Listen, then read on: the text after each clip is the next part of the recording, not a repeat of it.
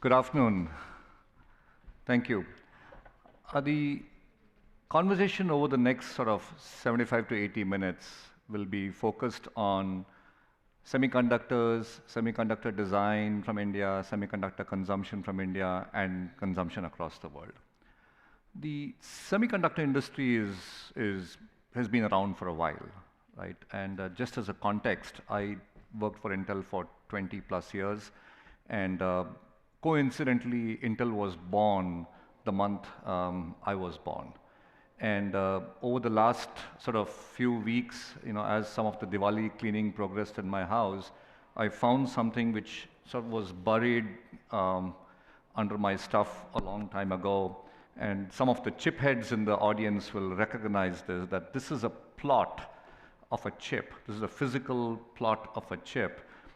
This is a 486. I think 90% of the audience probably didn't even know what a 486 was, but 486 came after a 386.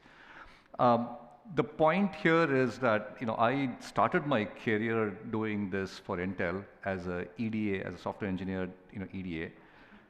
But the more interesting part of this was this chip, as we would call it, taped out at 100 megahertz.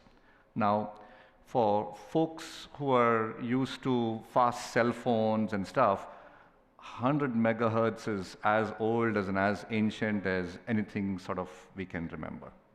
Now, I bring this out for a reason. Semiconductor industries, as I said, has been around, but there are probably two or three moments in the last 5 years which has brought this industry back into the forefront. Number one being geopolitics, right? As much as technologists and businessmen and VCs we are, the geopolitics aspect is something which we can't ignore, and this has just brought this industry up front. Second one was the COVID and impact to the automotive industry, right? Where luxury cars were being sold in the market without some of the entertainment system just because the chips were sort of not available, and then the whole supply chain sort of got disrupted.